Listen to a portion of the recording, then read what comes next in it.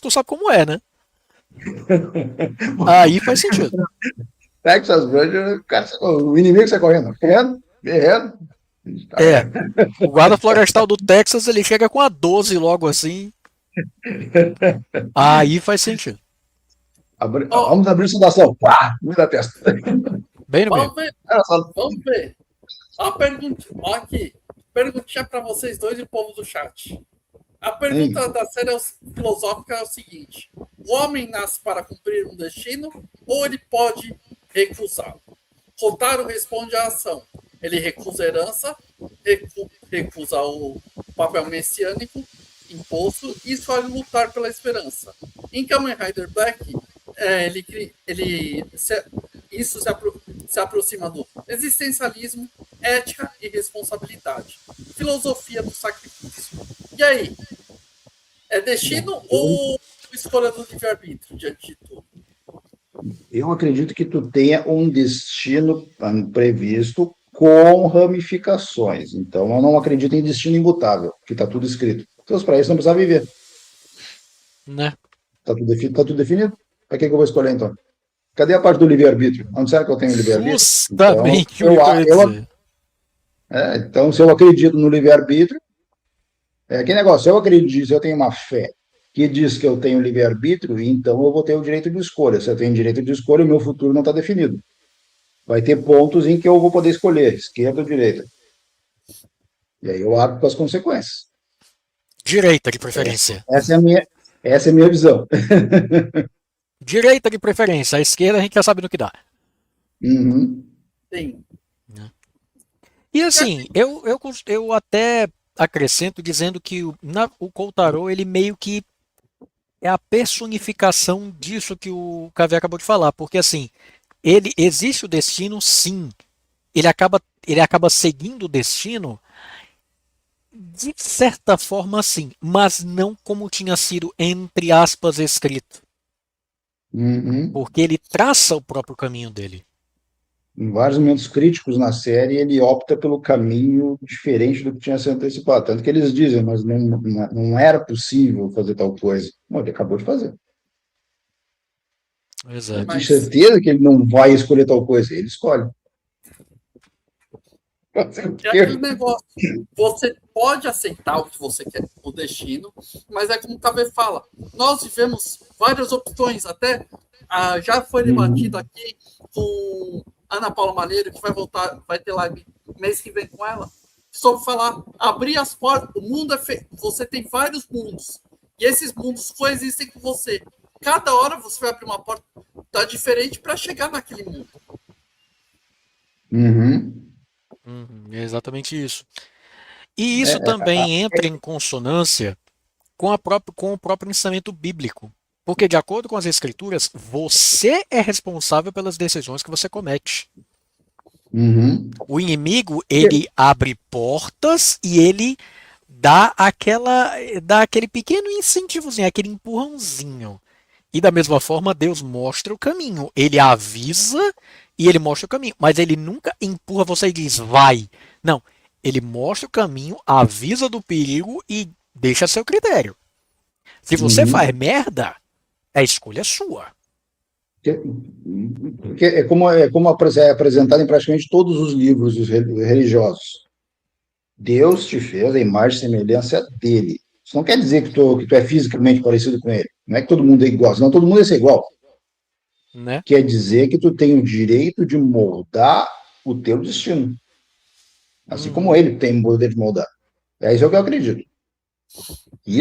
Por isso que é dito, os humanos têm livre-arbítrio. Beleza, significa que eu tenho o direito de fazer meu destino. Exatamente isso. Significa que Deus fez o caminho A, o caminho B. Eu estou a fim de seguir o C. Eu não tinha pensado nisso, mas eu fiz a ele a minha imagem e semelhança. Então, cria o caminho C, garoto. Vai lá, vamos ver o que vai dar isso. Sim. E isso vem outro ponto. Olha só. E eu acho que é igualmente interessante. Se ao escolher um determinado caminho, C, D, E ou o que for, ele destoar demais da sua essência, ou aquilo pelo qual Deus criou você para ser, porque Deus conhece a nossa essência melhor do que nós mesmos. Uhum. Dessa forma, se a gente escolhe um caminho que destoa completamente da nossa essência, nós acabamos nos tornando infelizes e podemos acabar destruindo a nossa própria vida, psicológica, espiritual e, em alguns casos, até literalmente. E aí vem aquelas histórias, e até tem sátiras de que Deus tenta te ajudar indiretamente. Ele não vai te dizer, volta para lá. Vai botar aquele troço, uma estrada bloqueada, caiu a ponte, vai ter que seguir por ali. Aí depois tu descobre, se eu tivesse seguido por ali, lá na frente teve um acidente que morreu todo mundo. Eu sei que teve um amigo meu que aconteceu isso. O cara chegou em Eita, casa puto da vida, depois puto da vida, assim, caiu a ponte, eu perdi dois, nossa, a mulher dele chegou agarrada no cara, assim, que bom que tu tá vivo, mas por quê? Só porque eu me atrasei? Não, porque o ônibus que tu tava lá caiu, só foi um acidente, morreu todo mundo.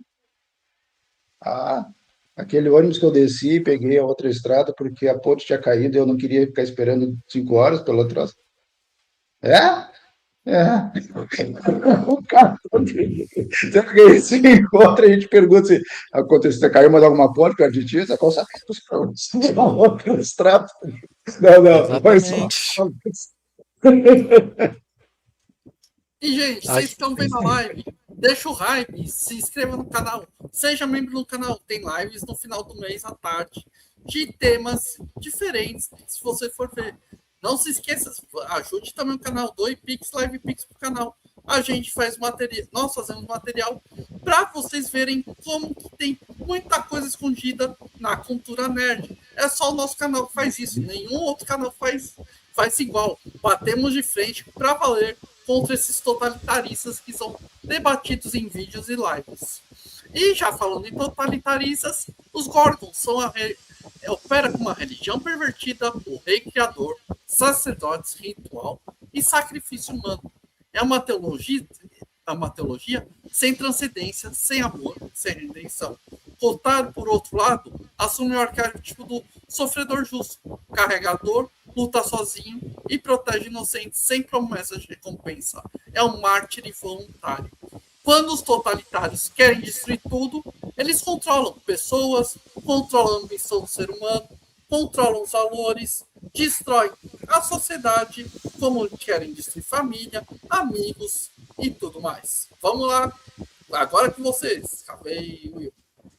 Agora entrou Família, numa parte que eu gostaria de dar aquela raquetada que ele deu tentando dar a carcada na religião e acabou fazendo uma homenagem. Quem o Kotaro lembra que passa a vida inteira sofrendo, carregando o peso do mundo nos ombros, sofrendo, carregando os pecados dos outros, brigando para salvar pessoas que ele não conhece, sempre se arriscando, sempre lutando, e no momento mais crítico, quando ele podia derrotar o seu grande inimigo, ele prefere se sacrificar para salvar ele, e aí ele morre, passa por um ritual onde ele renasce mais forte, imune a todo o poder das trevas, e ele varre todo o mal. Isso lembra alguém? Tem algum personagem que isso lembra, que cai como é, uma luva? um certo amigo nosso, o JC, que de vez em quando a gente conversa com ele no churrasco, né? É, exatamente. O Kotaro é basicamente representar, ele tentando criticar o cristianismo, botou Jesus Cristo como o Black Sun. Personificado no Kotaro. Exatamente. E é por isso que eu digo que acaba saindo pela culatra, porque assim, o Kotaro, né, o Black Sun, ele acaba é, é, é, cumprindo todas as condições do ritual, de certa forma sim, mas com um efeito totalmente oposto ao que os Gorgon queriam. Porque o espírito dele de proteger era tão forte, ou seja, a bondade dele era tão forte que superou as trevas que deveriam ter tomado o corpo dele. Ele praticamente se tornou um ser de luz que bania as trevas como o ano passado. Que é basicamente isso que ele faz com os monstros quando ele retorna. que é Exato. a cena mais legal dos últimos episódios, que é o pessoal, os caras de helicóptero transmitindo aquele negócio. Meu Deus, os monstros estão sendo destruídos por alguém, por alguém de preto, alguém, uma criatura, parece um traje preto andando por aí. É um golpe e as criaturas se explodem em chamas, as duas se olham, então, contaram? Mas ele morreu. É. Rider Kick, pá, morre, explode 2, 3 com um golpe só. O Destaque mal para não pode destaque para a dar dele. terceira técnica dele, destaque para terceira, porque todo mundo fala de Rider Kick e Rider Punch, ou na versão dublada, golpe insectos, golpe louva a Deus, para os mancheteiros de plantão. Mas pouca gente se lembra do terceiro golpe dele, que é um golpe de luz, Kingstone Uhum. Flash. Porque ele já transcendeu, né? Pois é. Ele Agora o utilizando a Kingston está luz desperto. como arma. Só pra você, E, olha que e outro detalhe, né? Kingston, a pedra do rei. Como é que o rapazinho cabeludo era chamado? Ah, Pois é. Nosso amigo cabeludo e barbudo. pois é, quando ele desperta a luz do rei, o mal é banido. Nossa, lembra? Não é nada de religioso, né? Pois é. só Ah, pra e você. outra coisa. Qual é a pose que ele faz logo antes de acionar a pedra? Ele literalmente abre os braços em Como se forma tivesse na de cruz. o poder do rei, a pedra do rei. Pois é. Não, e detalhe, ele faz a pose da cruz falando King. É King Stone, aí Flash. O rei dos reis está entre vocês, criaturas das trevas. Sumam. Uhum, Nem os justamente. sacerdotes conseguem ficar na presença do Flash. Justamente, porque como os sacerdotes são das trevas, olha aí mais uma conotação religiosa, referência direta a satanismo e cristianismo. Os sacerdotes das trevas afugentados pela luz. Ó, Uhum. Black teve uma ótima audiência, vendeu brinquedos, mas também gerou grande debate. Pais viam como sombrio, os jovens viam como a sociedade real. Olha que interessante. Pois é. Agora É, vamos falar.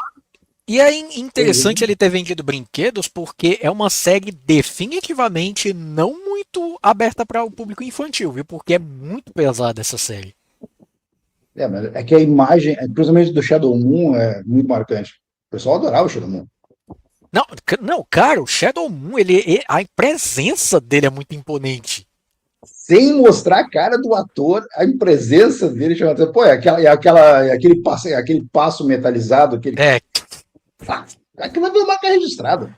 E aquela pois Tu é. ouve respiração aquilo, tu lá, já sabe, meu Deus do céu, vai ter o Shadow Moon nessa série. E a respiração lá Darth Vader, ele não precisava falar nada. Bastava ele aparecer. Tu Pronto. já sabia, esse cara vai apanhar muito. Esse cara vai apanhar muito. Pois é, cara. Fora ó, que, assim, ele falava, o Shadow Moon ele falava pouco, mas a voz dele também Uhum. era muito marcante. Sim. mas estamos falando do Senhor da Lua e o Senhor do Sol, se você for ver. Uhum. E agora vamos falar passando pelas pesquisas que aconteceu no Brasil. Kamen Rider Black chega no Brasil depois de uma transição do governo militar, por causa de que tinha acontecido. A economia estava quebrada, a inflação corroía os salários e a confiança eram mínimas. Mentira que meu pai viveu muito bem no governo militar, meu avô. Só essa exclusão que queriam destruir o Brasil, que estão no poder agora, que estão destruindo o Brasil. Eu vivi o governo militar, não tinha problema não também. Isso aí que foi falado, eles queriam falar do governo Lula atual, né? Não é do governo militar, não. Agora sim a gente tem vários problemas.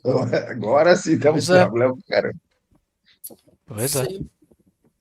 Ó, nos anos 80 e 90, a televisão não era entretenimento apenas. Era educadora, formadora de valores, referência moral, janela para o mundo. Crianças e adolescentes não tinham streaming, não tinham internet, não tinham múltiplas narrativas. As pessoas passavam mais tempo sendo multadas pela TV. Nesse cenário, Tokusatsu entra de forma radical na vida do padrão nacional brasileiro. E aí, quando eu assisti Kamen Rider Black quando pequeno, era uma maravilha. Puta que pariu. Putz, Essa série, assim como Cavaleiros do Zodíaco, Yu Yu Hakusho e tantos outros, essa série moldou homens.